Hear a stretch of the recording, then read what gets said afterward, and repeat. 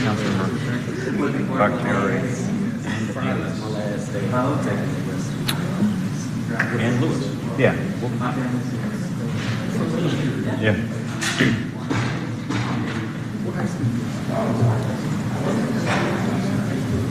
My mom's from I like it when it's so I'm like, what's that, 5 or 6? This is one full term. It's like, okay.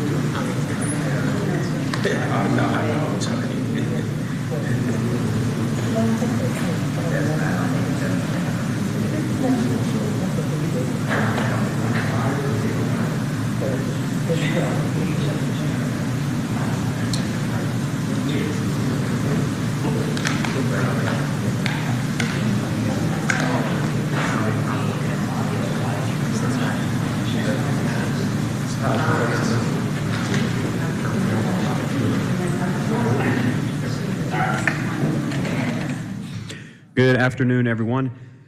My name is Matt Westmoreland. I am the Vice Chair of the Community Development and Human Services Committee. Welcome to our final regularly scheduled meeting of the year. I am joined by Council Members Jason Winston, Liliana Bakhtiari, and Antonio Lewis. We constitute a quorum.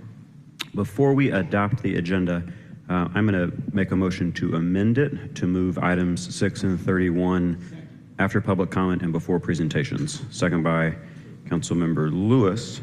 Can that be on unanimous consent? Amending the agenda? Yeah. Excellent. So with those two changes, I'll make a motion to approve the agenda. Is there a second? Second by Winston. Please open that vote.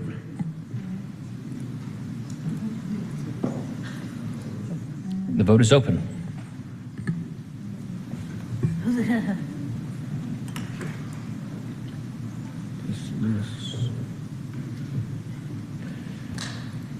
It will be 4 yeas and 0 nays. 4 yeas, 0 nays. The agenda is adopted. I'll make a motion to approve the minutes. Second by Bakhtiari.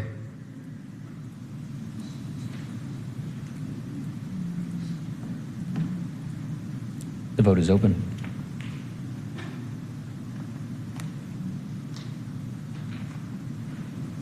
And the vote is closed. 4 yeas, 0 nays. The minutes are approved.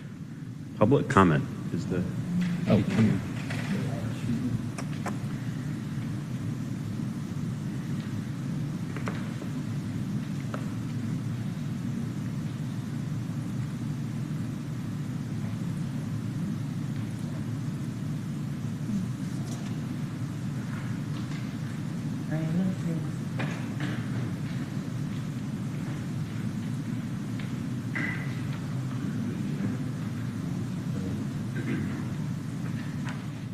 Good deal. We have two folks signed up to speak. Each of you will have 3 minutes. The first one is Jerome Campbell, followed by Miss Honore Jordan.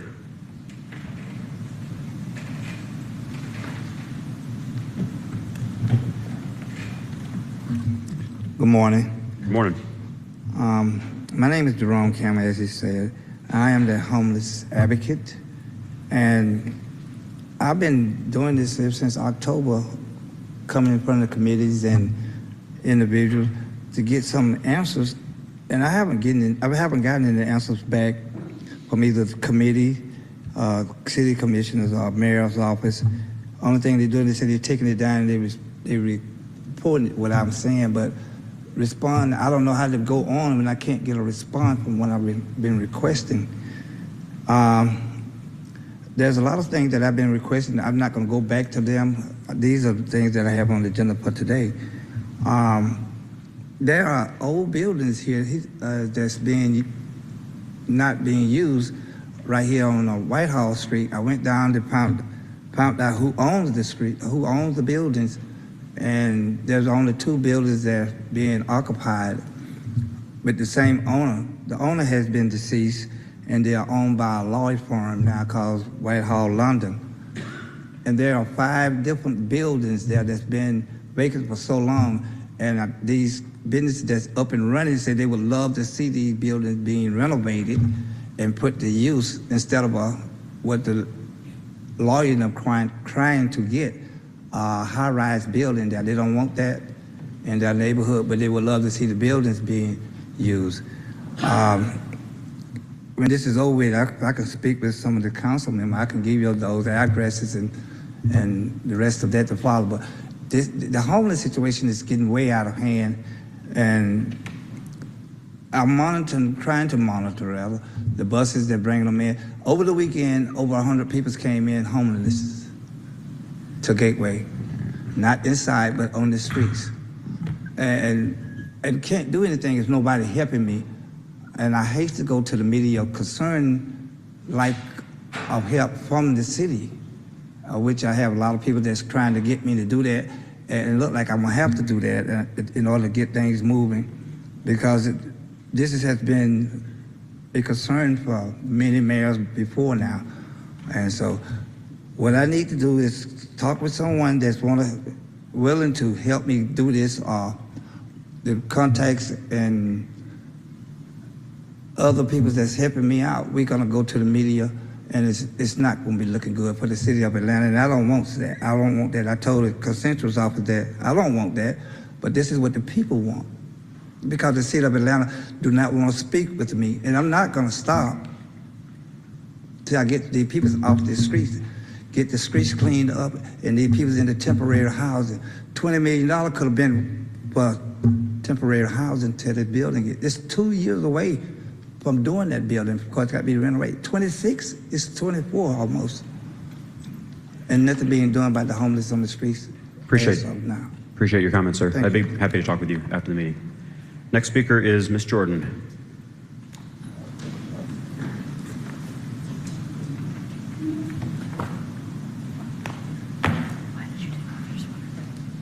And we have been joined by Councilmember Byron Amos. Give now to the Spirit of God, everyone that's here. He that committed sin is of the devil, for the devil sinned it from the beginning. For this purpose, the Son of God was manifested that he might destroy the works of the devil. 1 John 3, chapter 8, verse. Christ came to destroy the devil's deeds. To do the devil's deeds is to declare allegiance to him, not to Christ. The devil's desire is for you to be oppressed. Oppression reaps oppression. You will become the oppressed, James Griff. Woe to thee that spoilest, and thou wast not spoiled, and dealest treacherously, and they dealt not treacherously with thee. When thou shalt seize the spoil, thou shalt be spoiled.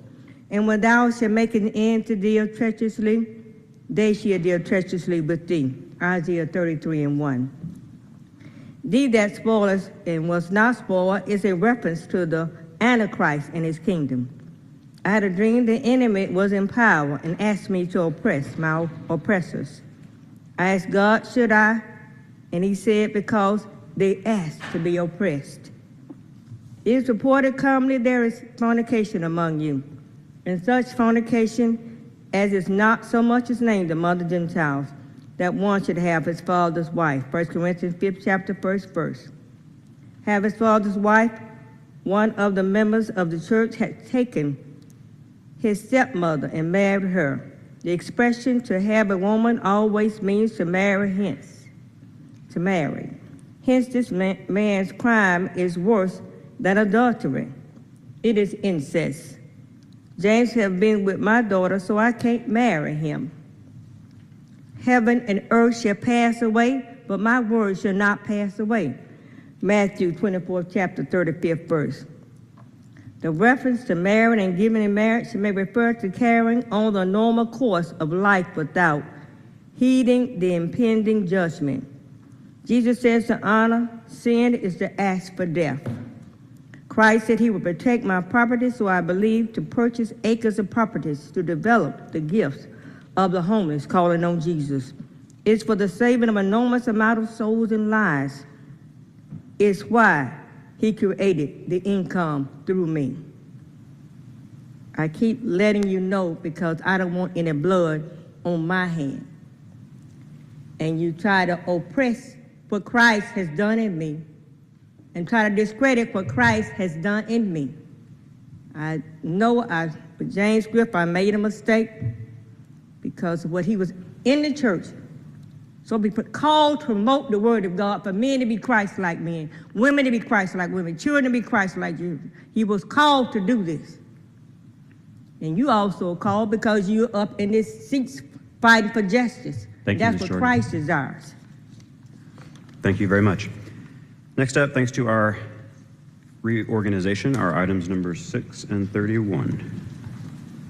I will make a motion to bring forward the substitute for item number 6, seconded by Councilmember Bakhtiari.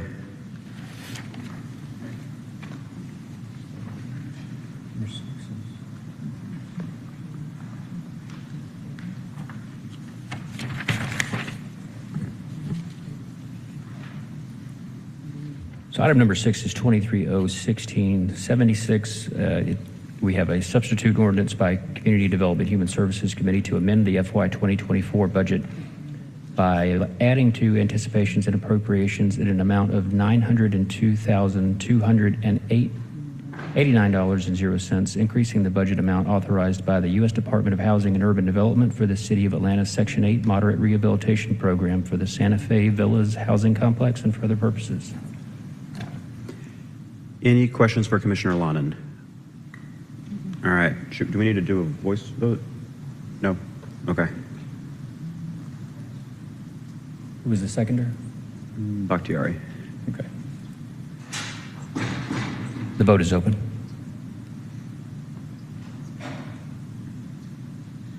All right. 4 yeas, 0 nays. The substitute is before us. We've been joined by Councilmember Waits. Any questions or comments? All right. I'll move approval on substitute. Is there a second? Second by Winston. Please open that vote. The vote is open. Waits is aye. Oh, excuse me, 1 second.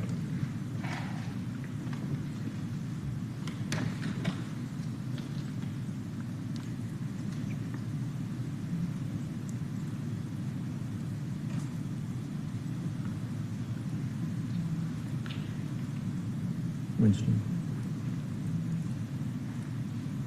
Now the vote is open.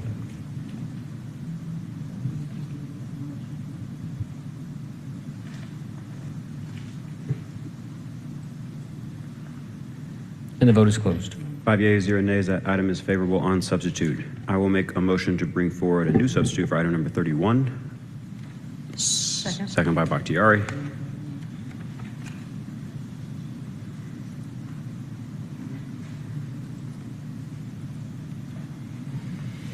One moment.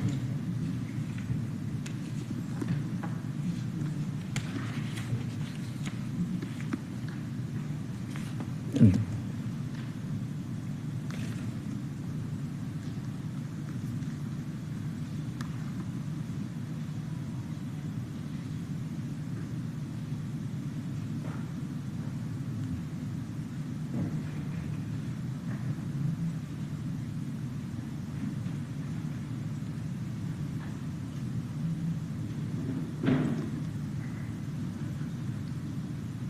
now the vote is open.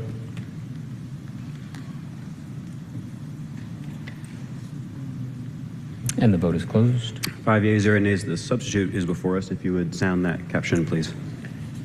This is 23R4578, a substitute resolution by Community Development and Human Services Committee authorizing the mayor or his designee on behalf of the City of Atlanta to enter into a housing assistance payments contract with GNS Santa Fe Villas LLC effective January 1, 2024 and ending December 31st, 2024 in an amount not to exceed $902,289.00 for the purpose of paying rental subsidies on behalf of 100 units for low-income, formerly homeless individuals at Santa Fe Villas pursuant to the Section 8 Moderate Rehabilitation Program sponsored by the U.S. Department of Housing and Urban Development. All contracted work to be charged to and paid from the fund, department, organization, and account numbers listed herein and for other purposes. Any questions for Commissioner Lonan on this paper? All right, I'll make a motion to approve on substitute. Is there a second? Second by Amos. Please open that vote. The vote is open.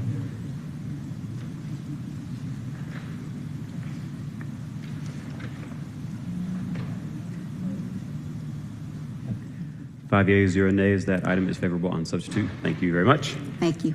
And we will go back to our regularly scheduled programming and the 4 presentations that we have today, colleagues. 1 is a written report. It's a very hefty slide deck from the DeKalb County Board of Health, and 3 are in person. And we are going to start things off with the Department of Labor and Employment Services quarterly update. It is the first one for this department, and I think Deputy Chief of Staff Pace is going to introduce folks for us.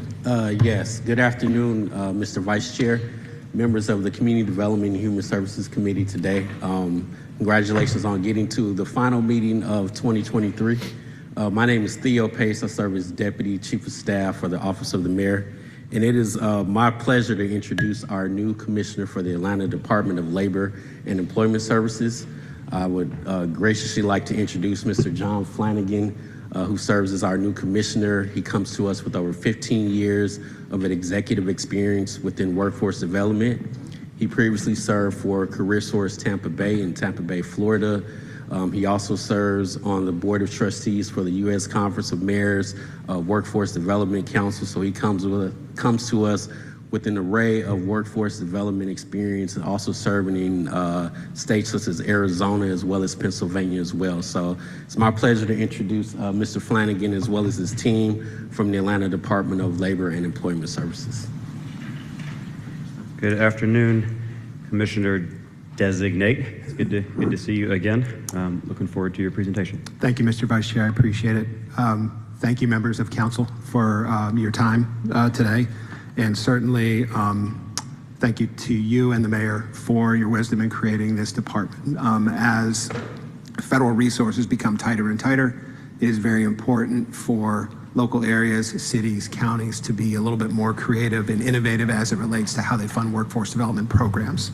So I just wanted to say that first and foremost. I would also like to thank the team at WorkSource Atlanta that has been very capable in moving things forward.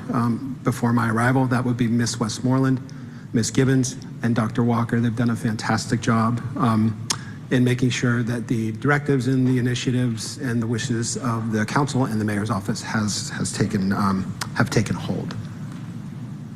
So really kind of talking about the case for the Department of Labor and Employment Services mentioned previously. Federal resources are dwindling, are the result of federal funds through the Workforce Innovation and Opportunity Act of 2014. There's been some type of Labor and Workforce Development Act since the New Deal. So way back in the 30s, they started this. So you can see annual funding for the state of Georgia has decreased by about 30% in the last 5 years. So essentially asking us to do more with less, and we put some of those slides up there for you. There is some new legislation that is being introduced federally. There is a bill on the floor, at least in the House, and hopefully that works its way through. It's an election year, so it might be tough. That does kind of modernize the act and how it's funded. So having our fingers crossed that we'll see something from there.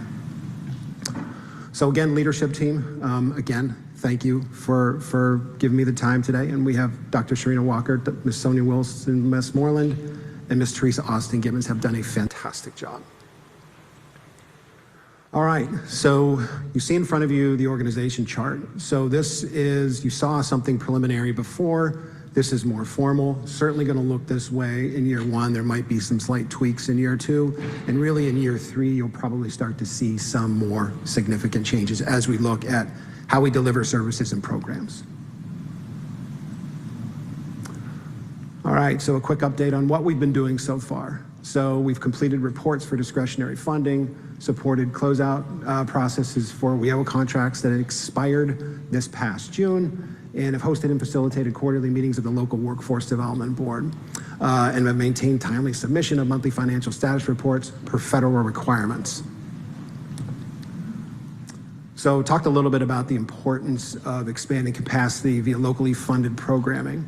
So one of the things that is exciting to me is that, partnering with our city government, philanthropy, private employers to look at work-based learning like customized job training, on-the-job training, training and upskilling current employers, work experience for the young people of Atlanta, and certainly the mayor's summer youth employment program, which I'll touch on that in a little bit too before I give the microphone up to Ms. Gibbons to talk about the amazing success of that program.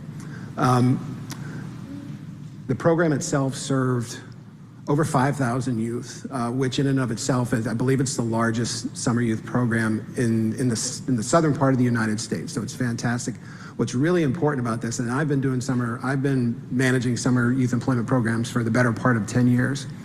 The investment from the private sector is second to none. You know, you've had the private sector fund almost half of these participants, and that, I can tell you something, the city should give itself a round of applause because that's very difficult to make happen and occur. So I'm really excited about the future of this program because it takes you years to get investment from the private business community, and you guys have nailed that on the first try, so it's awesome.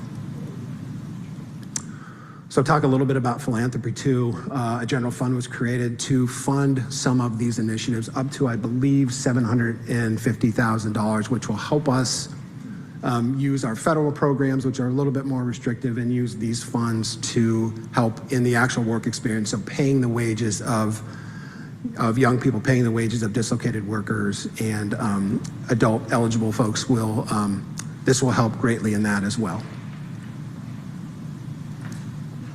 All right, so I'm going to give my microphone up real quick to Ms. Westmoreland. She's going to talk you through a little bit about performance over the last year for WorkSource Atlanta. Ms. Westmoreland.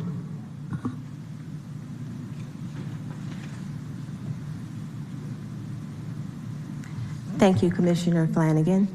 Good day. My name is Sonia Wilson Westmoreland. I am the WorkSource Deputy Commissioner for the new Atlanta Department of Labor and Employment Services. And today I'm going to speak to you about our year-end performance measures.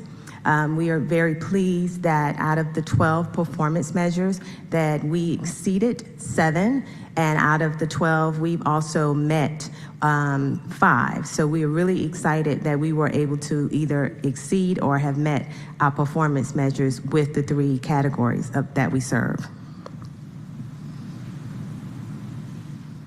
And now I'm going to turn it over to Ms. Teresa Austin to talk about the Summer Youth Employment Program. Thank you.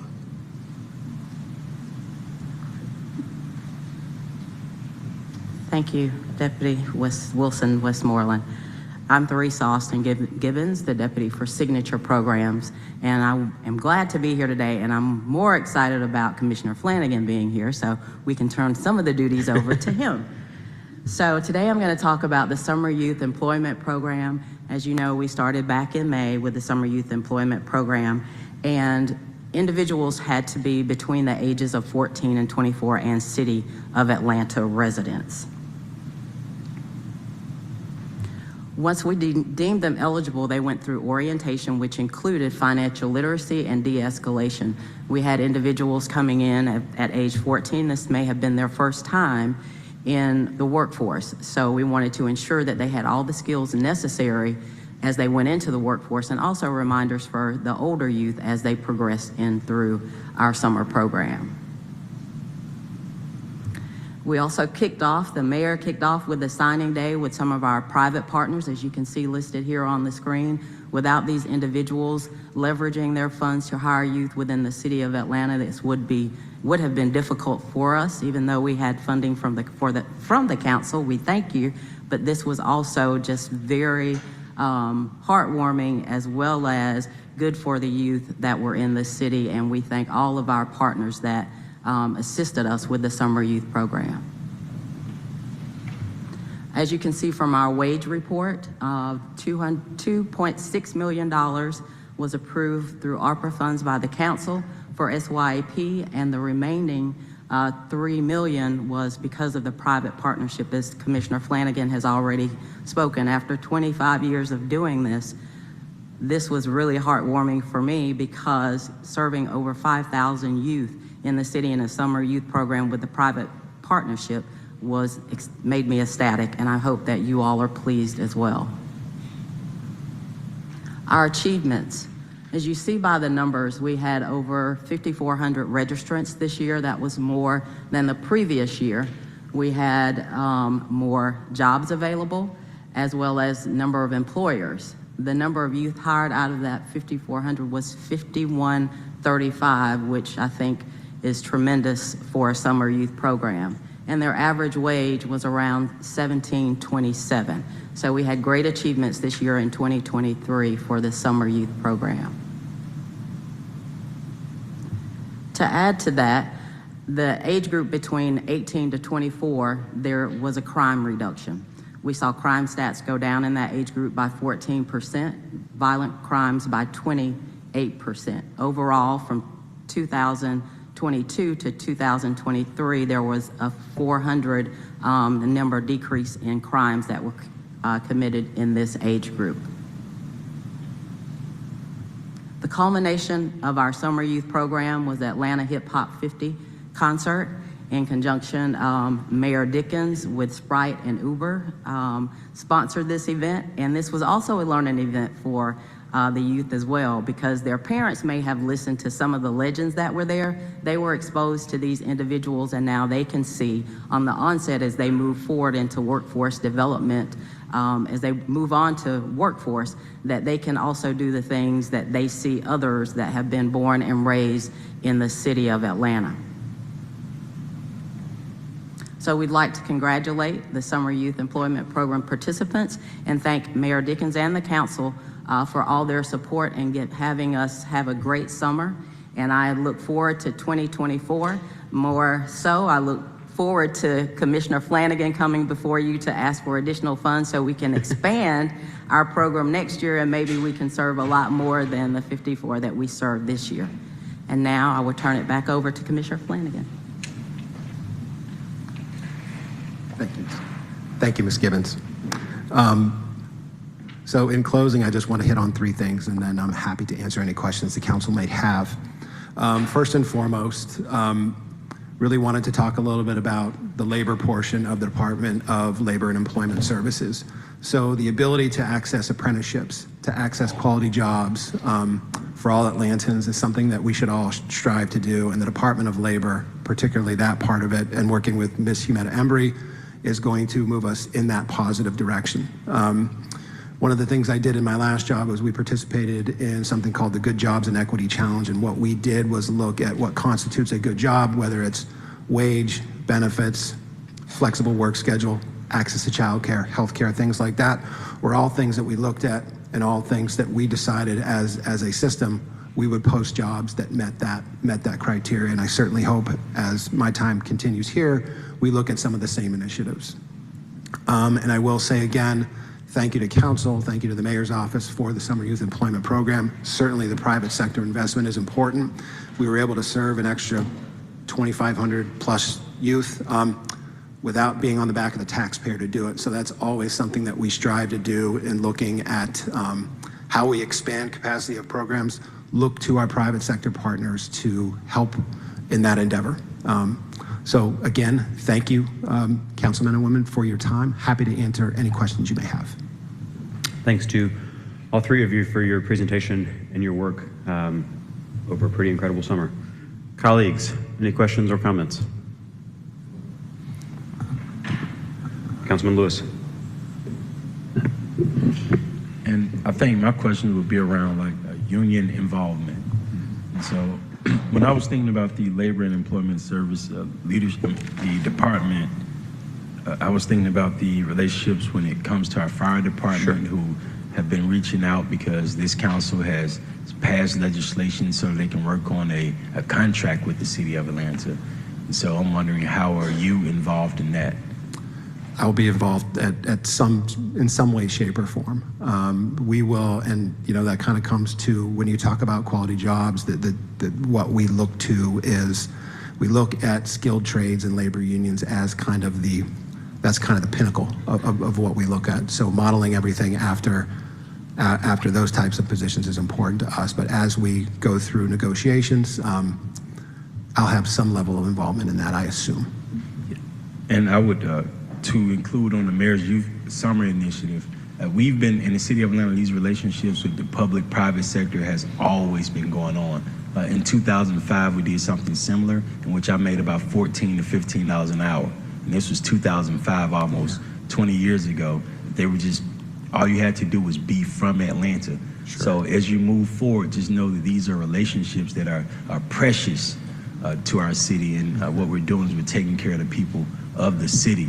I think one of the changes of the program after I left the program was that it expanded to more than just City of Atlanta kids. Mm-hmm. And so I want to focus on City of Atlanta kids for the Mayor's Youth Program still. And I think the best part is that to be a labor commissioner in this time in a right-to-work state where before you got the job, the council has already said this MOU ain't working for us when it comes to fire.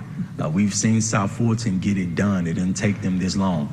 And so now that we actually have somebody on board, I would like our firemen to lead the way, and so they can get them a contract. Okay. I will do my level best, and I will work hard to make sure that that's accomplished. I promise you that. All right, thank you. You bet.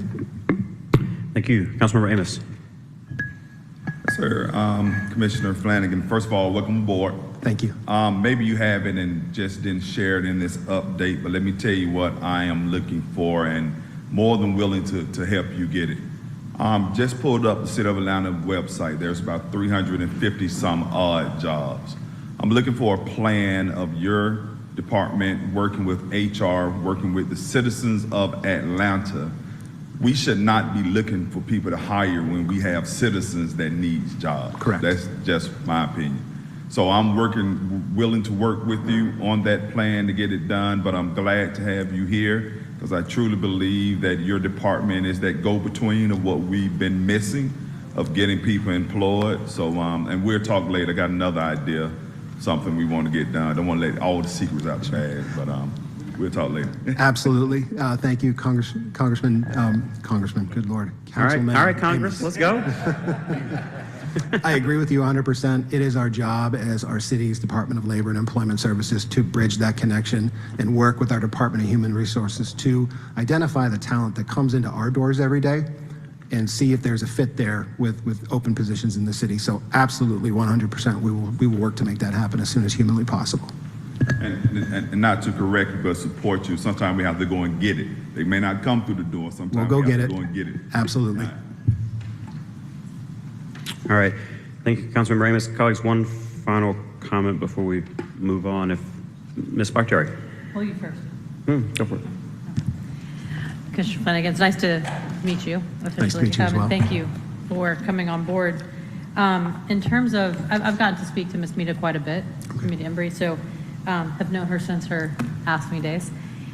One of the things that and I apologize for having to step out for a moment during your presentation, but something we've talked about, obviously, want to find out how to best work for the state on our misclassification issue, because obviously they're the ones that can help enforce it, and we know that we're missing out on that our reserves could go up quite a bit if we were actually able to go after some of the irresponsible developers who are not classifying their workers properly and also are endangering them by doing that, not to mention us and the quality of work for infrastructure in our city. Would love to talk to you at some point about seeing if I think there's an opportunity between this department and APS in terms of vocational training back into our public schools, and I would love to see or talk about a possible joint initiative there. We already have a joint committee between public schools, between APS and City of Atlanta, and I think there'd be a huge opportunity. I mean, it would cut into the school to prison pipeline. It would, I mean, most kids, most electrical engineers make more than we do. Sure. If you would know how to properly paint or sandblast or any of these things. And I think that's a missed opportunity. So I would love to talk with you about that further. Absolutely, I agree 100%, particularly with the labor force being what it is. We need to make sure that we pay attention to all facets of the labor force. Young people, citizens returning from incarceration, neurodiverse, we are going to need an all hands on deck approach to make sure that we can fulfill the labor needs of this country going forward to keep our economy turning. It is a different time than it was even 5 years ago.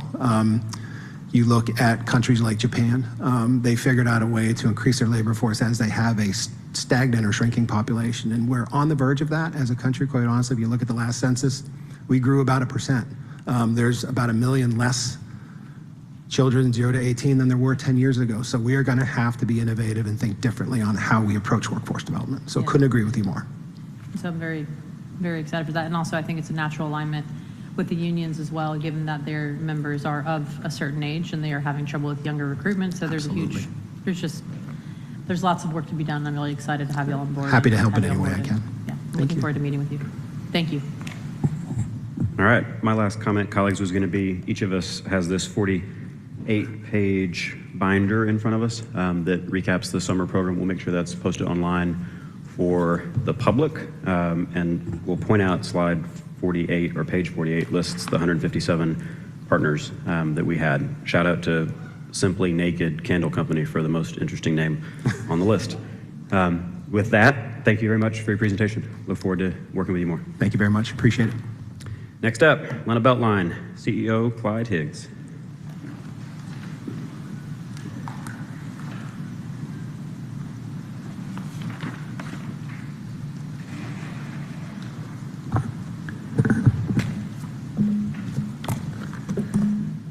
All right, good afternoon. How are you? Mr. Westmoreland, good to see you. Good to see members of the council. Again, my name is Clyde Higgs, and I am the president and CEO for Atlanta Beltline, Inc. I have about 15 slides to go through, but I will try to wrap this up in about 8 minutes or so. We'll hit the highlights, but if you have some real specific questions, always happy to stop and address any of the questions that you may have. And Councilmember Westmoreland will remember this picture here. This was the ribbon cutting ceremony for segment 2 of the Northeast Trail. It was a brisk day, I'll just say that. We all had our big coats on, but very festive, and the community was really excited for this new segment of the Beltline to be open. And also in October, this is a tradition for us. On a yearly basis, we typically have what we describe as State of the Beltline.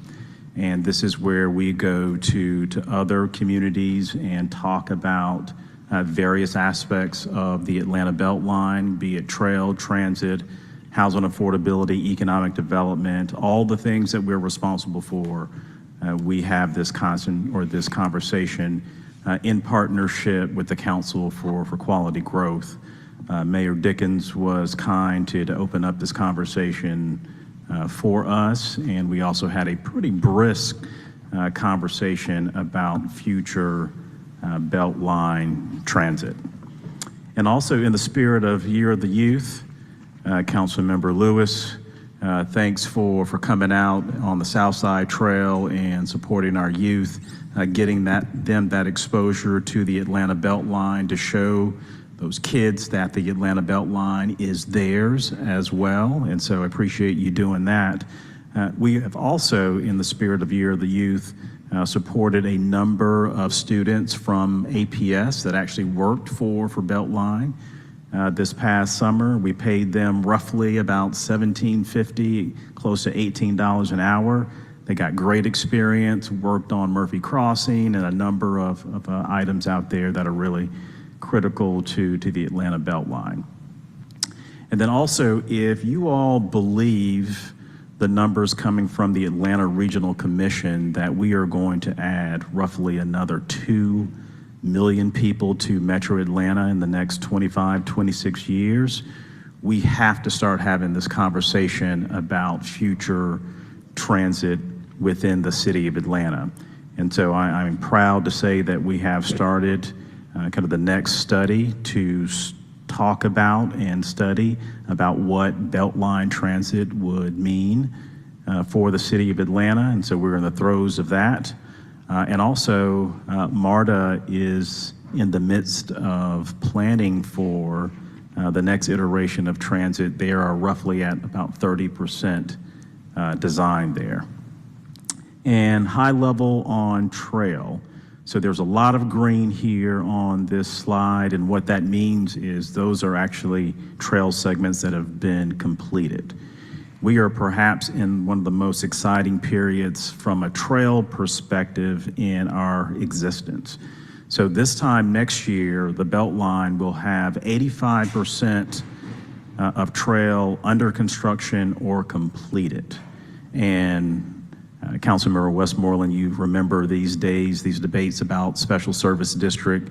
It was critical in making sure that we got this infusion of revenue and cash so that we can actually play catch up from a trail construction perspective. There's a number of segments in design right now. Northeast Trail Segment 3, you may remember earlier this year, we announced that we received the largest federal grant in Beltline history, about $25 million to support this new segment. And so those that are connected to the WOW team, that is Warnock, Ossoff, Williams, please give them, our thanks. They were very, very supportive of this grant in DC. And so lots of good efforts there. Also in design with regards to Southside Trail Segment 6, and also Northwest Trail Segments 1 through 4. But there's also a number of segments that are actually shovel-ready. Definitely excited about Southside Trails Segments 2 and 3. Councilmember Winston, you are obviously in the know about Segments 4 and 5, but to really think that we will have the entire Southside Trail segment completed in the next 24 to 30 months is absolutely exciting. Also ready for Onoda Park. We should select a contractor for that new park, and then also Northwest Trail Segment 5 is also shovel ready.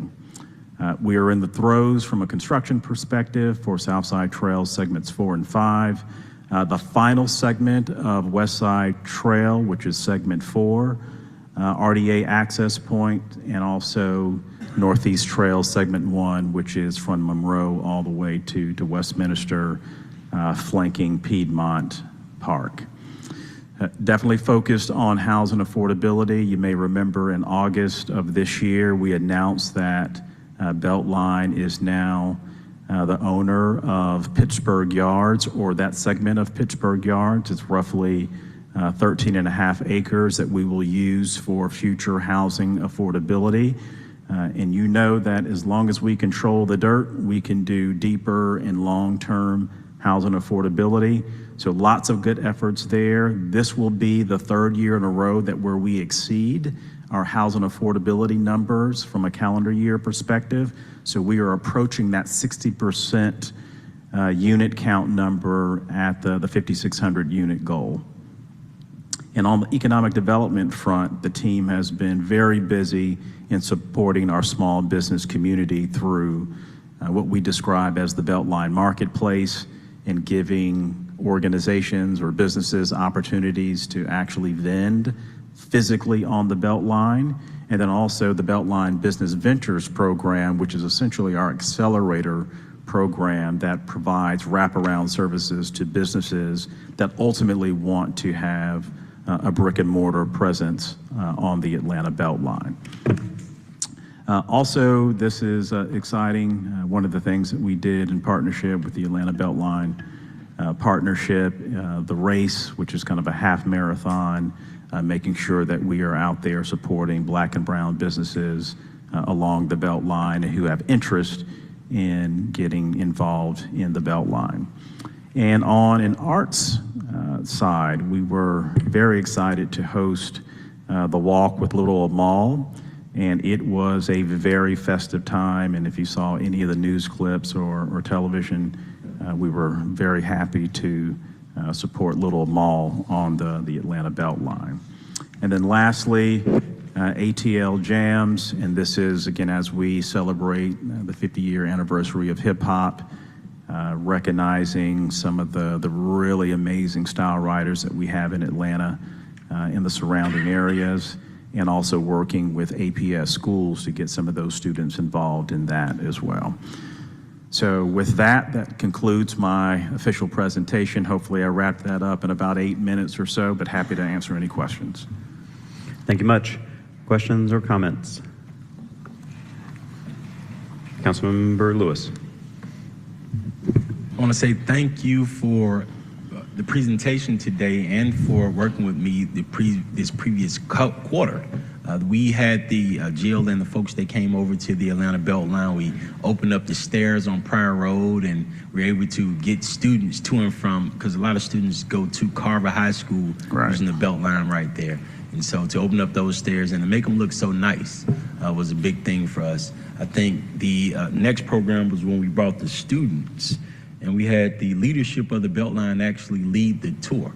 So I want to say thank you for leading the tour and for planning that program for us. We were able to work with 4 different recreation centers. That was Pittman Park, Perkison Park, and Roselle Fan, along with the At Promise Center.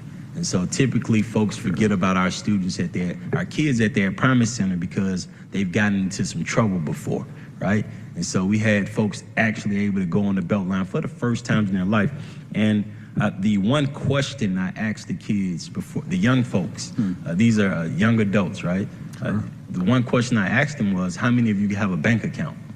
How many of you have a debit card or a credit card or access to a form of digital currency? And 2 hands raised. And so the one thing I would want to encourage you as we grow with the Atlanta Beltline, because we said it belongs to all of us, is to remember that only 2 of the 30-plus kids that we brought to the Beltline, if we had took them the other way on the Beltline to the east side, to some locations, I would encourage you to ask the locations to remember all of us and to accept cash. Because my young folks, they can't go to Six Flags no more because Six Flags no longer accept cash, and we want the Beltline to be accessible. Thank you. Appreciate that. And thanks for recognizing the team. You know, one of the things that I am most proud of is the amazing team at the Beltline. So you recognize, Jill and Bryson and Lynette that came out to support those events. But I get the privilege and honor to present to you, but the superpower is that amazing team that I have there. So thank you for recognizing that. And they didn't sweat. They walked. Jill, I heard you walk so far. They walked about a half a mile, and they kept up with the kids the entire time and no sweat. So I appreciate you for that walk there and back. Something that I wasn't able to do fully, but I appreciate you for that. Any other questions or comments? All right. Thank you much. One quick one. I think that Councilor Winston and I can both say that we're very excited about the section between Boulevard and Glenwood, that area being finally under construction. I think him more so than me. So thank you for getting that underway and for being so communicative with our constituencies. Thank you for that. And thank you for coming out on last week for the ribbon cutting for the new RDA, or the new affordable housing opportunity, supportive housing. Somebody had to do a comedic stand-up routine. Yes, you did a great job. If this council member thing doesn't work out for you, you got another career there for sure. Thank you. Thank you much. Thank you. All right. Final presentation of the day and year is the quarterly report from the Department of Parks and Recreation. Commissioner Cutler, take us home. Good afternoon, Vice Chair Westmoreland and members of the committee. Thank you for having the Department of Parks and Recreation. Today we are presenting our quarterly update, and I have with me 3 members of our team, Quentin Moore, Director of Parks, Danette Leineger, Director of Recreation, and Keith Hicks, Director of Park Design. So they'll be presenting too. Let's dive right in here. First, I'd like to just make sure that we center our mission and our vision, which is to provide equitable access to outstanding recreation, natural, and cultural experiences that enhance the happiness, health, and well-being of all Atlantans. And also our vision is to make recreation and parks the heart and soul of Atlanta through a diverse yet seamless interconnected system of parks, recreation, and natural areas. This work aligns with the mayor's 4 pillars to create an effective and ethical government. We reach out, do enhanced community outreach with our community events and engagement. We also provide council communication and protocols, connections with the CDHS presentation. A City Built for a Future connects to our asset management and maintenance and needs assessments that we conduct on an annual basis through our quality assurance program. Also, we have 71 Moving Atlanta Forward projects well underway and our equity data tool. We work to create one safe city by investing in our park ranger program, completing the recruitment, which has started and will be ended by the first quarter of 2024 for a director of parks and recreation safety. And we also have 10 camera projects already underway across the city as part of the Moving Atlanta Forward bond program. We have a park security light as well as park activation to create one safe city. And a city and an opportunity for all, we're able to expand our youth and senior programs that we've done this last year, which Director Laniger will talk about, movies in the park, community events, and extended hours at our community centers. Some of the achievements that we've been able to accomplish over this last quarter and across this from September to December include we obtained an urban forestry grant, the U.S. Forest Service. That we provided a new tennis contract, which was recently approved by City Council. We have our first dedicated pickleball courts at Southside Sports Park. We had a groundbreaking at Standing Peachtree Park in partnership with Trust for Public Land and the Nature Conservancy, which will provide enhanced river access along the Chattahoochee and there at standing at Peachtree Creek. We also launched our first eSports lab at Thomasville, and we have 2 new offices, the Administration Strategy and Innovation, and our Partnership and Enterprise Office to help provide additional support for community going forward. Some other highlights, one of the questions we often get is, do you have enough people, right? And this is a constant battle that we're fighting, the Department of Parks and Recreation. It was great to hear from the Commissioner of Workforce Development to talk about his plans and your vision for how we can work together with the Department of Human Resources to make sure people are connecting to jobs. And by golly, we have jobs available, and we're happy to take candidates, both lifeguards, park workers, community center workers, to help provide the best services to our community possible to make sure our kids and our seniors are safe and families are fulfilled in their recreational activities. So this is a slide that compares last year to previous fiscal year and to this fiscal year. So we had over 348 filled positions. That number has gone up to 379. We still have a relatively close level of vacancy, which means our vacancy rate has reduced and our filled rate has increased somewhat by a percentage or 2 there. So we're making progress, but as people retire and age out of our job opportunities, we're continuing to work to fill those, and the class and comp study and the work that we're doing with HR will help address that as well. Also, the millage funding, we're increasing training and certifications to make sure that the staff we do have are well-trained. We're partnering with Trees Atlanta and other organizations, and we also recently initiated a pay increase for all grades 20 and below, and we're providing additional leadership training for our managers and our team going forward. Some other outcomes through November of 2023, we served over 51,000 meals through the Department of Parks and Recreation. I think this, again, is one of those services that we provide that many people forget that we provide. It's kind of one of those things that people just assume happens, but they don't really know where it comes from. But the Department of Parks and Rec served over 51,000 meals, making sure that those were meals that kids and seniors were able to access, not at their home, but had in our recreation centers to ensure people are food secure. We also played over 39,000 rounds of golf. North Fulton or Chastain Golf Course continues to be the best performing public golf course east of the Mississippi, so we're really proud of that. And we generated over $1 million in golf revenue, had over 360 court and field reservations, and over 403 pavilion and green space reservations. So for picnics, gatherings, wakes, etc., people are using our parks at a high level, and we continue to meet that need in our community. And with that, I'd like to turn it now over to Director Keith Hicks, and he'll talk about some of the great things happening in our park design office. Keith.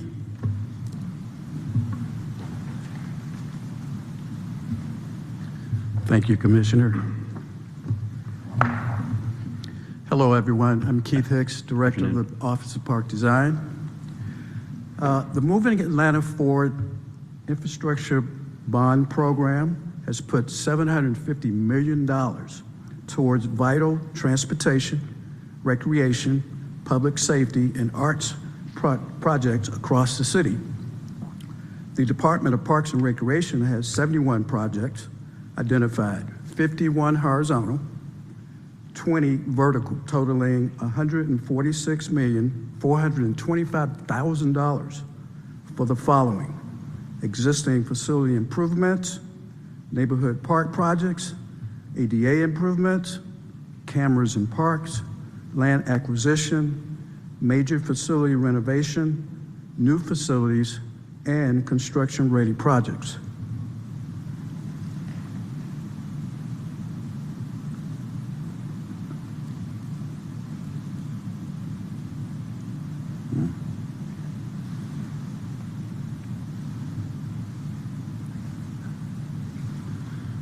So I've already, You got it, Keith. yeah, already did that one. So next slide. So we're now in the year 1 of the program, and we've activated 35 batch 1 of the 71 projects that are in various phases, mostly in pre-construction or construction, scheduled to be complete by the end of 2024. They consist of playgrounds, boardwalks, bridges, docks, and trail improvements, ADA improvements, existing facility improvements, cameras in parks, lighting projects, and the land acquisition of the former Chattahoochee Brick Company. And so you see some images of those. Melvin Drive Playground, the boardwalk at Piedmont Park, the dock at Piedmont Park as well. And then there's an image of lighting and cameras. Here you see West Side Park and Grant Park Gateway parking garage, green roof, and restaurant shell space. These 2 projects recently received the coveted 2023 Honor Award from the Georgia chapter of the American Society of Landscape Architects. Westside Park is the largest park in our inventory at 280 acres. It was awarded the Atlanta Urban Design Commission Sustainability Sites Initiative, or Sites Silver Certification. And the Grant Park Gateway is the first and the only project in the world to achieve 2020 United States Green Building Council Leadership in Energy and Environmental Design, or LEED, Silver, 2020 Site Gold, and 2021 ParkSmart Bronze certifications. The United States Green Building Council Georgia 2022 Chrysalis Resiliency Award, and the Atlanta Urban Design Commission 2022 Sustainable Design Award. Lastly, we're happy to share with you that West Cascade Park is the latest in our addition to open with a ribbon cutting ceremony this Friday at 1 o'clock. It is the first park in MPUQ. And with that, I'm going to turn it over to Director Quentin Moore. Mr. Moore?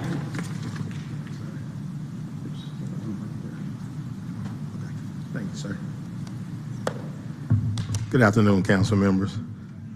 As stated, I'm Quentin Moore, the Parks Director. And I have a couple of slides to go over, and then I'll hand it over to Recreation Director Leninger.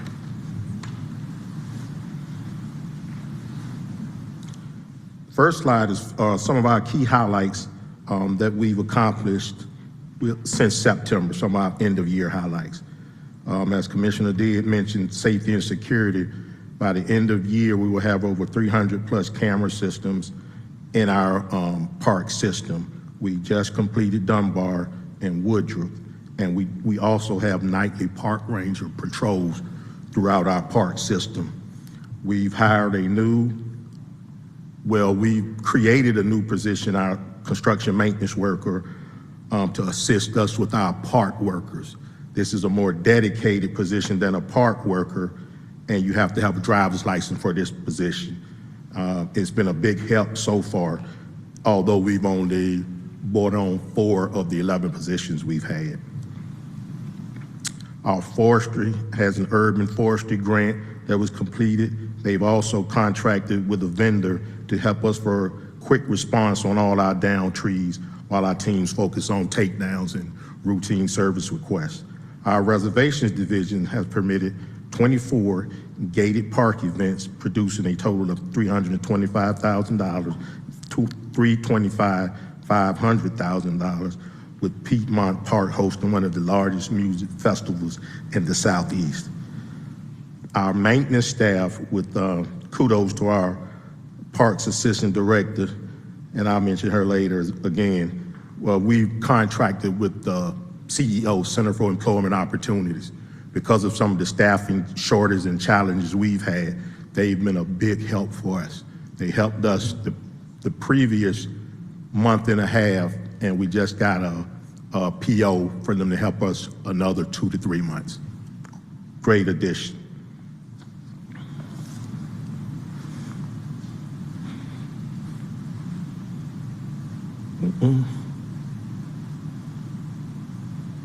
Okay, there we go. Some of our park improvements currently going on. Our greenhouse department is at City Hall, has completed a residing and beautification project. For a lot of us, Southside pickleball courts are now in operation, fully lighted. We purchased a new entrance property at Kirkwood Urban Forest, as well as the Gilliam Trolley Trail Connector and the Northeast Beltline Trails segment open as well. And as mentioned previous, our greenhouse has completed their beautification process here at City Hall. As far as our metrics go, we've done well. We've had a couple of hiccups in our metrics, and I'll go through some of the numbers we have. As far as our mowing, we missed our target by 89%. Trimming, we missed it by 2%. And we had a couple of, we attributed that to rain, equipment, staffing shortages, new employees learning their routes. As far as garbage cans served, we missed our target by 8%. And that was more so off of equipment failure or equipment breakdowns.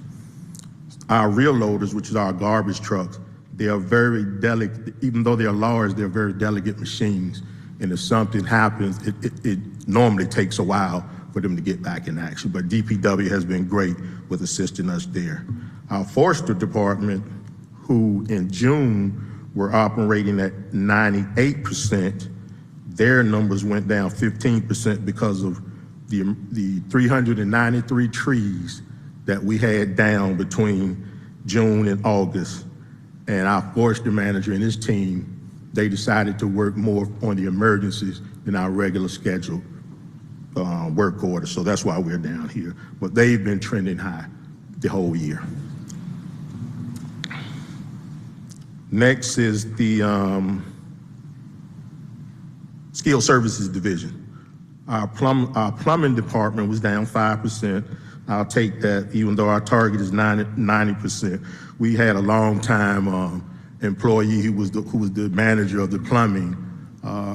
Artist Watts retired with like 33 years. So we've just got a new plumbing supervisor, and it's taken a while to get him acclimated with what we have going on.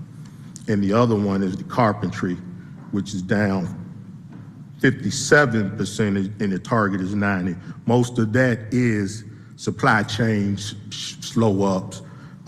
We also have most of our playgrounds is through carpentry, and it's always a 6 to 9 month delay before we could get our parts for those.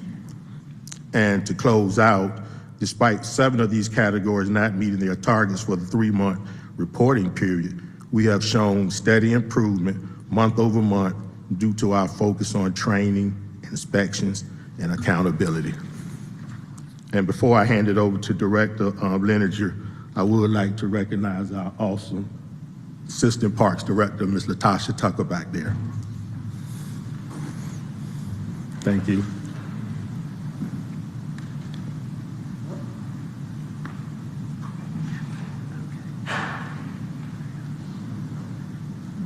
Good afternoon. My name is Danette Leininger, and I'm the Director of Recreation. Happy to be here today. I am the fun side of the house.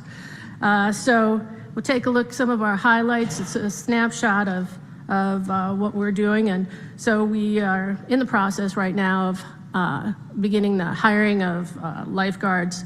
Last year, we hired 80 lifeguards. 50 of them came from APS schools. We have installed a food tracker app that makes our food service much more efficient, cost efficient, and less waste. We've continued with our movies in the park. We've done 10 movies, 9 different districts. As you've heard, we've opened the new esports lab at Thomasville. CBF for the first time, or possibly the second, we have a fall break camp, and that had about 384 participants, so that's grown. We will also have a winter break camp. And thanks to many of you sitting in this room, we've had some turkey giveaways at MLK. Councilmember Bakhtiari also helped out with that, and we gave away over 400 turkeys.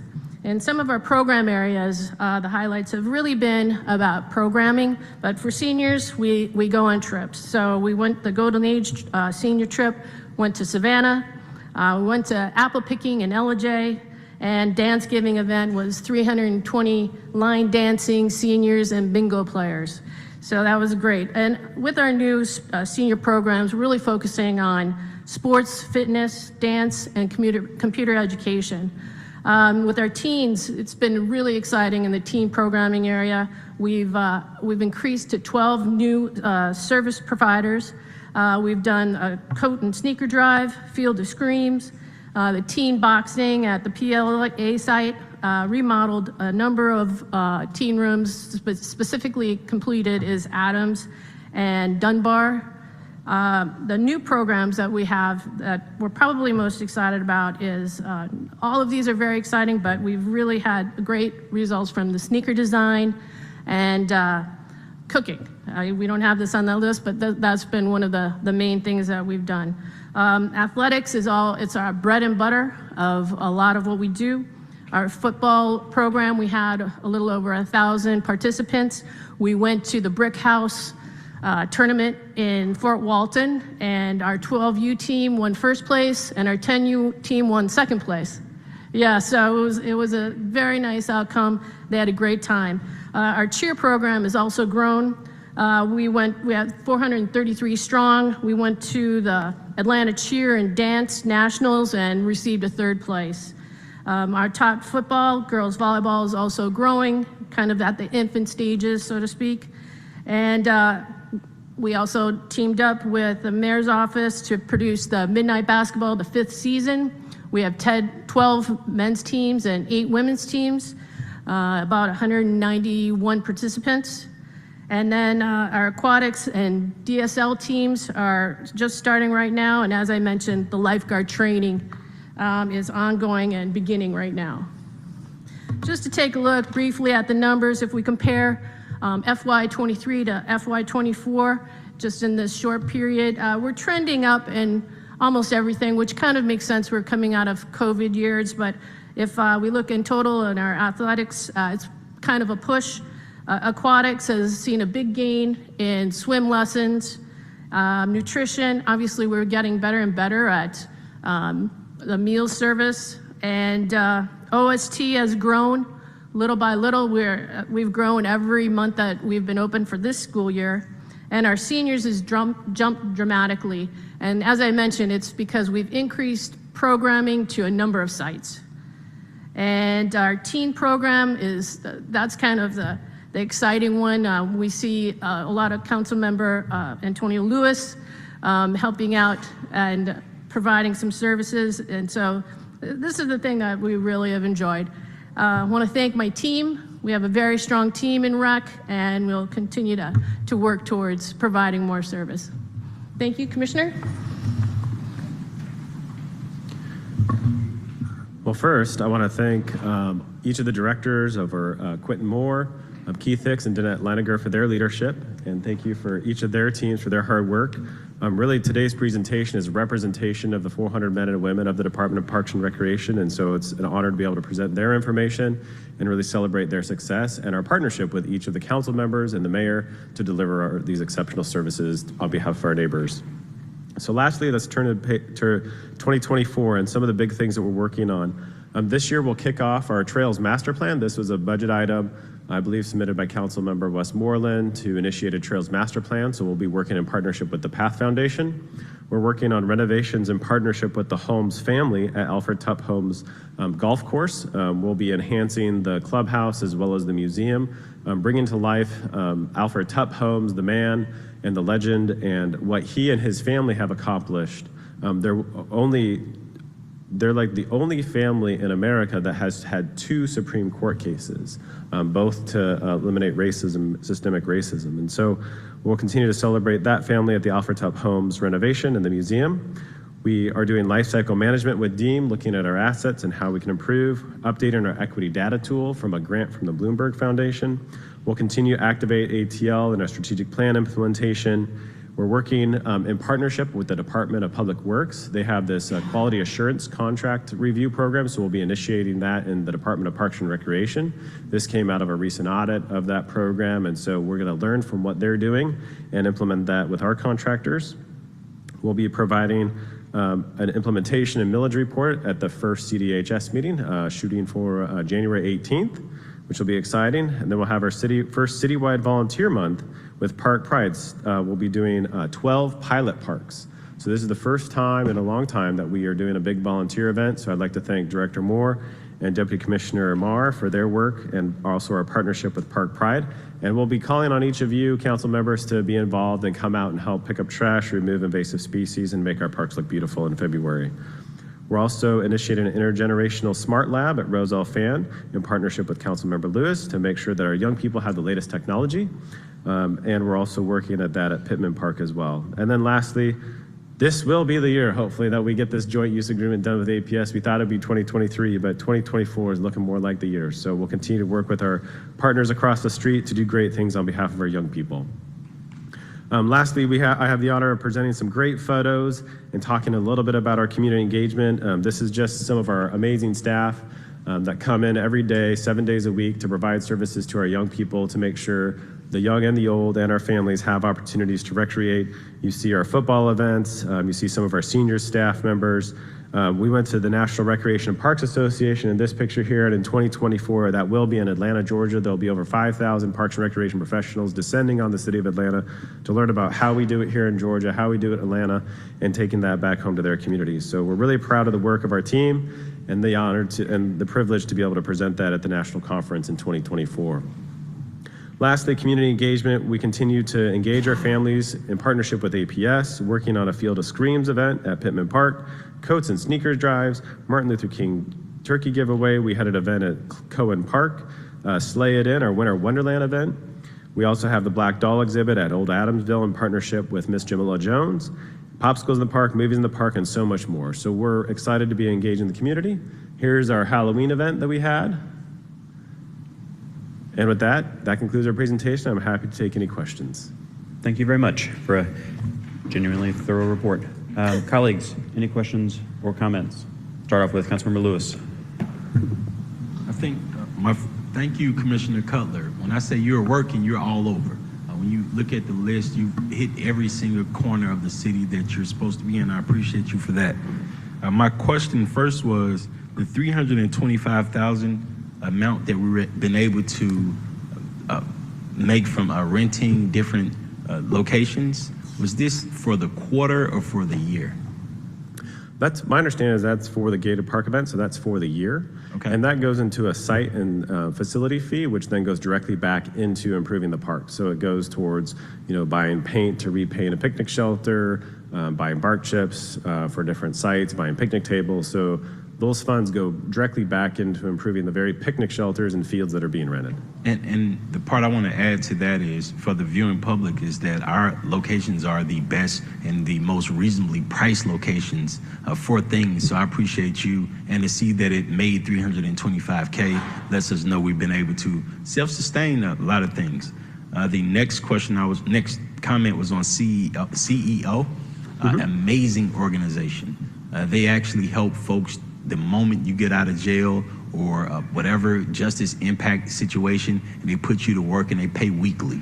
And so I appreciate you. I love that partnership, and I love the work that they do. They actually hire folks from the communities and put them right to work. So I appreciate that partnership. Southside Pickle Courts. Did I hear that the lights are now working? Correct. And thank you to your office for bringing that to attention. We had a hiccup in which the lights were installed, but unfortunately the meter, and working with Georgia Power, we had some last minute steps that we had to get through with Georgia Power. So the meter is now installed, the lights are now working. So thank you for your help. So I'll make sure I put that out. I appreciate you for your swift response on that and for getting the team out there for Southside Pickle Courts, which is a big thing. I'm getting a lot of calls and texts about those particular courts in particular. Swim lessons. I looked at the page that talked about things that are growth. I see our football program actually dropped a little, and 3%. And I know we're going to probably try to correct that hiccup next year, because I saw some programs that didn't have teams that would typically have more teams than one, and some programs that only had one football team that would typically have all age range. But I can see that changing. The swim lessons was the part I wanted to add on that.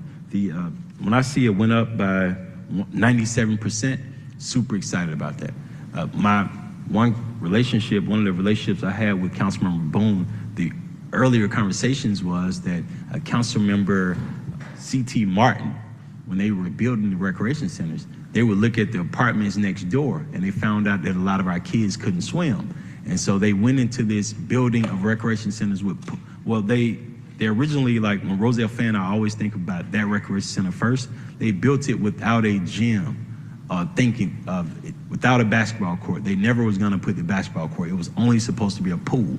And so to see the 97% growth, that means that we still have that same appetite in our community, but to only see 205 people that participated, and to know we have a lifeguard issue. Growing up, I wish they would have let me be a lifeguard, because all of us could swim, so it was the job that none of us could get because it was already filled. And so if there's any kind of way that all of our students that go to the Camp Best Friends, all of them would get the same training that we got when I was growing up. And so that would increase that both by itself. Lastly, I want to say thank you. This year, to see the growth in District 12. This morning I had a call and somebody said they can't wait to see what Cleveland Avenue looked like 15 years from now. And I just couldn't believe that somebody said like, oh, we just see shovels in the ground. And so when we talk about Roselle Fan getting the smart lab, I also want to talk about we have one more recreation center again, or no?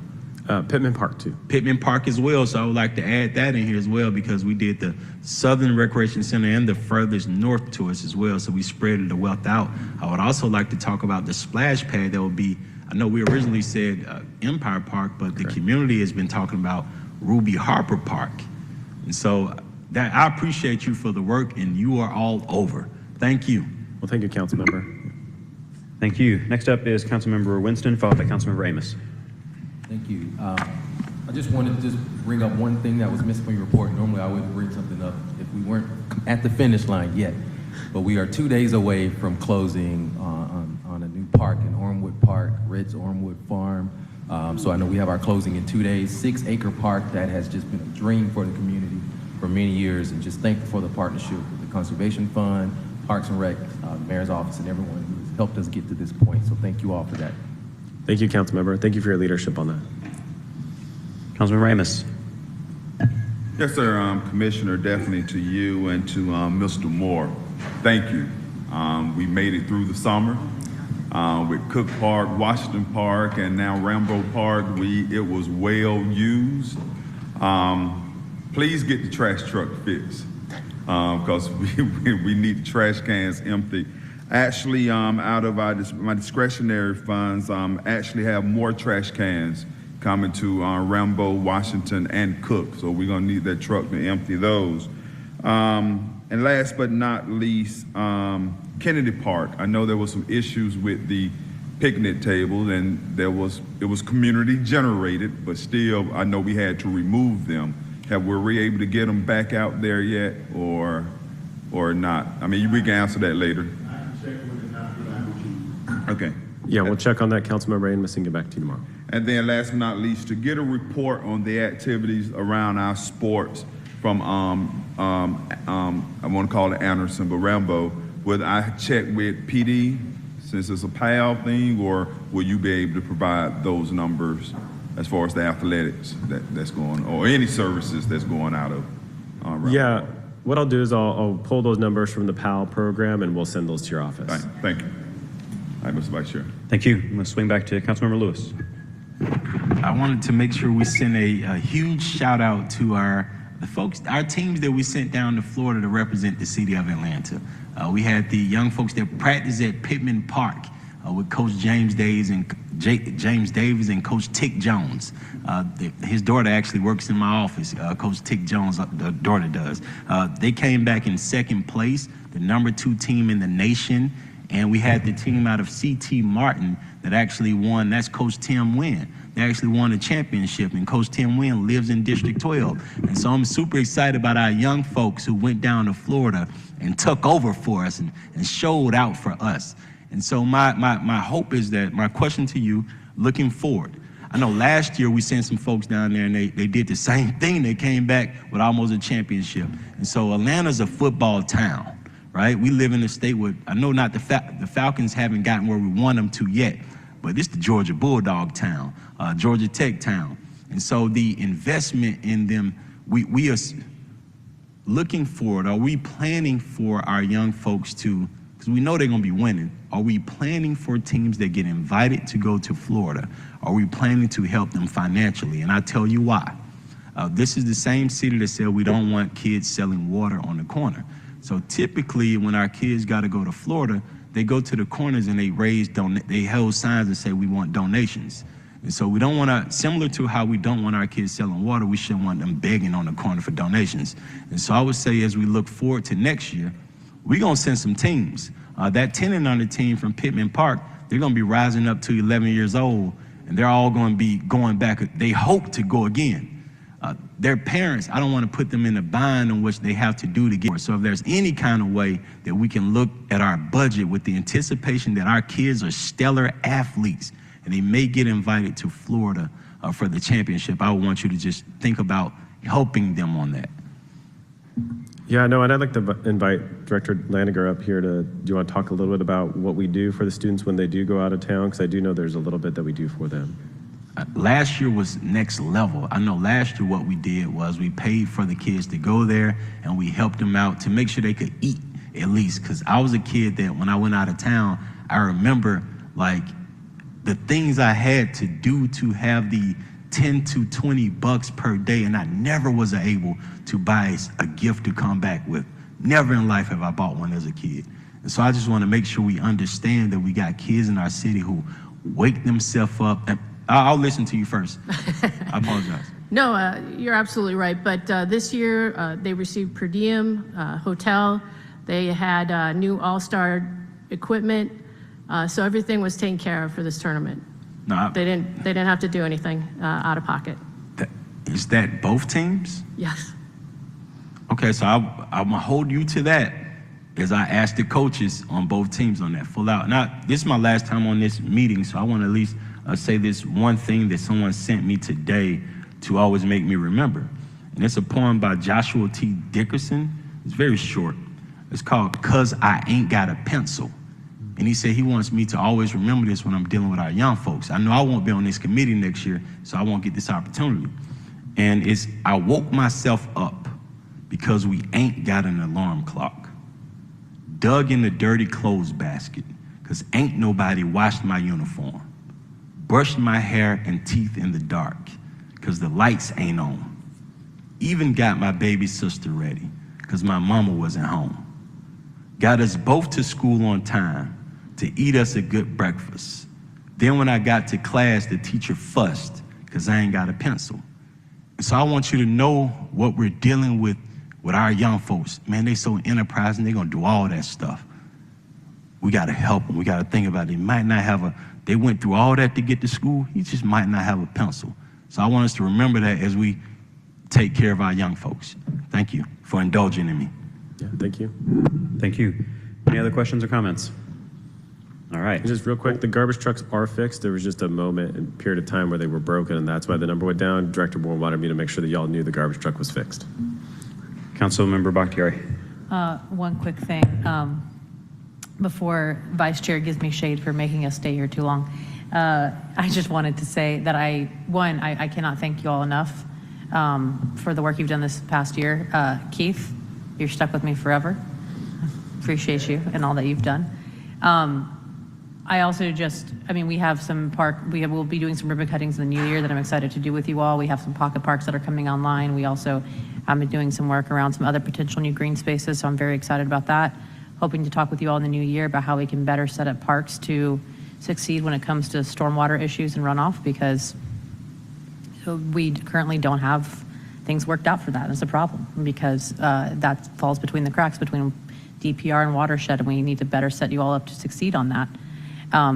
And I also just want to say that I hope that with our new labor department, that this could be a natural program. This could be a natural symbiotic relationship between the park ranger program, doing some hiring and expanding our workforce with youth, in our summer programs and maybe even fall breaks or other opportunities. But I'm really excited to see that as an opportunity for collaboration, hopefully an opportunity to scale up our park ranger program as well. And excited to talk to you all about what support council can offer to make that happen in the new year. So thank you. Thank you. All right. Thanks, sir. Thank you. Next up on our agenda is the public hearing. Or the next item on our agenda requires a public hearing. I will make a motion to open that public hearing, seconded by Councilmember Bakhtiari.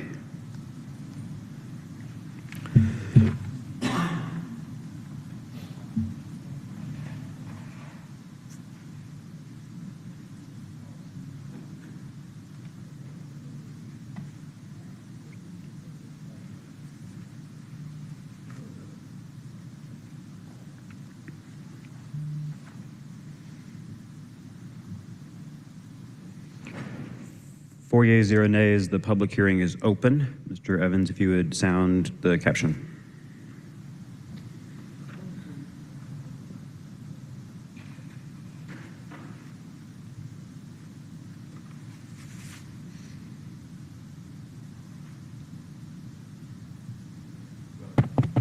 I can do it.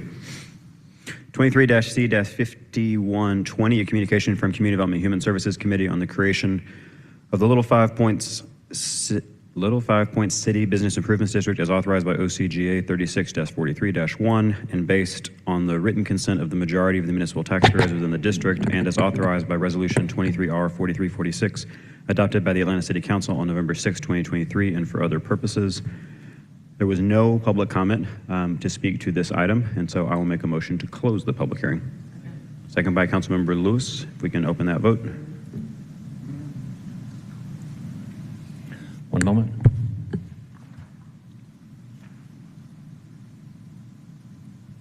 The vote is open.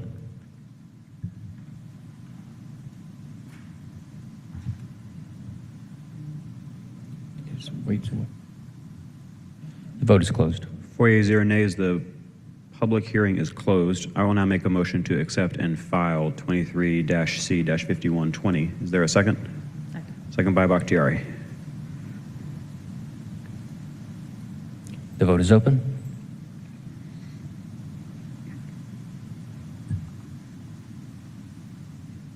And the vote is closed. 4 yeas, 0 nays. That item is accepted and filed. Next up is our one item on the consent agenda. Item number 2 is 23-0-1697, an ordinance by Community Development and Human Services Committee authorizing the mayor or his designee on behalf of the Department of Parks and Recreation to reinstate retroactively the memorandum of understanding between the City of Atlanta Chastain Park Conservancy to extend the term of the MOU for a period of 5 years, commencing on May 4th, 2023 through May 3rd, 2028, to continue the services provided by Chastain Park Conservancy to develop, maintain, and enhance Chastain Park in a manner consistent with the Chastain Park Master Plan, to waive all ordinances and parts of ordinances in conflict herewith, to ratify all actions taken by or on behalf of the city since the date of expiration of the MOU and for other purposes. Next up is items for second reading. Number 3, 23-01630, CDP 2321, an ordinance by Community Development Human Services Committee to amend the land use element of the 2021 Atlanta Comprehensive Development Plan so as to redesignate property located at 657 Jones Avenue Northwest from the single-family residential land use designation to the medium-density residential land use designation and for other purposes. I'm going to make a motion to hold this paper so it can travel with a zoning companion paper. Second from Lewis. Please open that vote. The vote is open. 4 yeas, 0 nays. That item is held. Item number 4. 23-01674, an ordinance by the Community Development Human Services Committee to reconcile contract balances for contract listed here after-school meal program with Social Express Catering and Meal Prep LLC, pay for the expenses associated with the previous programming year at an amount of $65,490.61 to be charged to and paid from the accounts listed herein and for other purposes. Colleagues, any questions or comments for Mr. Voss? All right, I will move approval. Second by Winston. The vote is open. 4 yeas, 0 nays. That item is favorable. Item number 5. 23-01675, an ordinance by Community Development Human Services Committee to correct Ordinance 23-01341, authorizing the city to acquire from the Conservation Fund approximately 1.89 acres of real property located at 123 and 145 Dearborn Street Southeast, Atlanta, Georgia 30317, which was adopted by the Atlanta City Council on August 7th, 2023, and approved by Mayor Andre Dickens on August 11th, 2023. On behalf of the Department of Parks and Recreation, by identifying the correct task number, all other parts of the legislation shall remain unchanged and for other purposes. Any questions for Commissioner or Deputy Commissioner Voss on this item? Motion to approve by Winston, which I will second. Question from Councilmember Bakhtiari. Thank y'all for being in such support of a green space in my district. I just wanted to say thank you to Mr. Voss, to the Conservation Fund, everyone. This has been, as you know, a very long time coming. It'll give Kirkwood, our urban forest, its first ever real entrance. So excited to do this ribbon cutting with you all when it's not freezing outside. And thank you all so much for your diligence on this and for clearing out that space. A lot of work went into making it an actual green space and not a dumping ground. So deeply appreciative to you all. Thank you. I'm going to withdraw my second. Councilmember Winston's going to withdraw his motion. Motion to approve. Is there a way to add Councilmember Bakhtiari's name to this paper, even though it's a committee paper? It is number 5. Is it approved? Not yet. Just amended.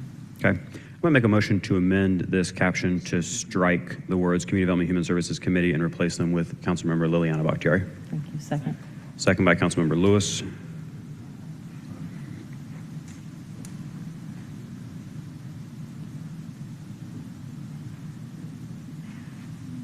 No? Okay. I should have asked you. All right. Never mind. The law department has set me straight. I will withdraw my amendment and entertain a motion to approve. Motion to approve. Motion to approve by Bakhtiari. Is there a second? Second by Winston. Please open that vote.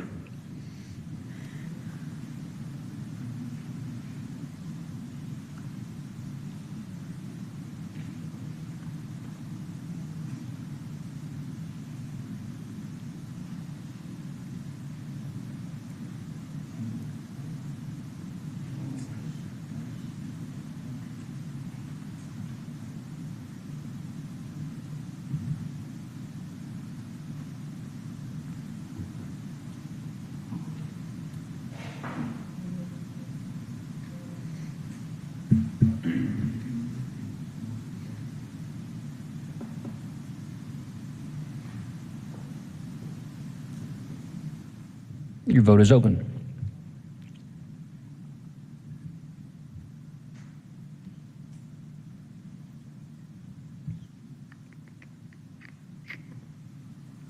Four yeas, 0 nays. That item is favorable.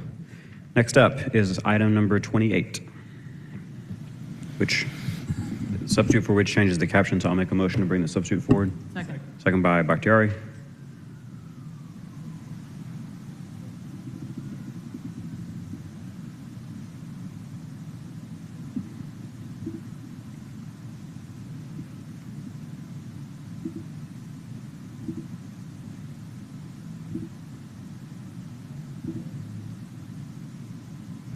Vote is open.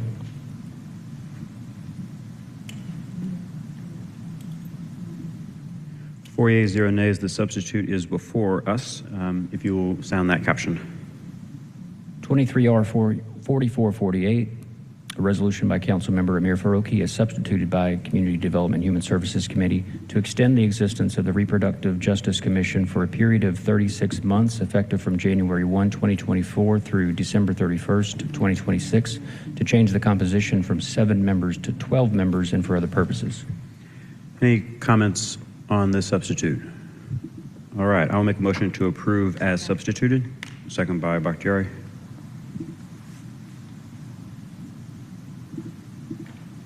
The vote is open.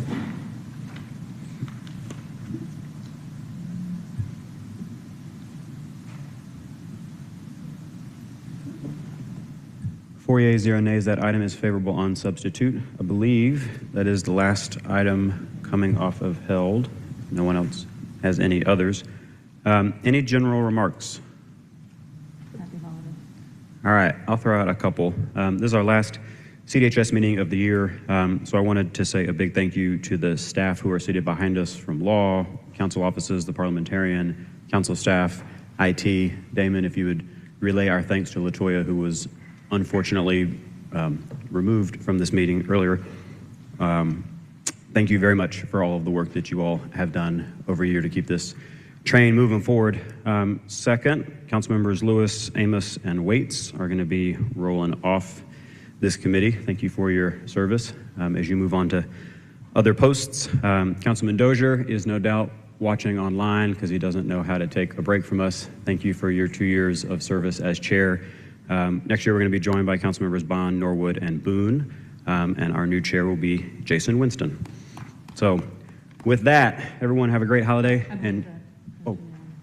Okay. Everyone have a great holiday. And the next CDHS meeting is on January 16th. See you guys later. Yeah, well done.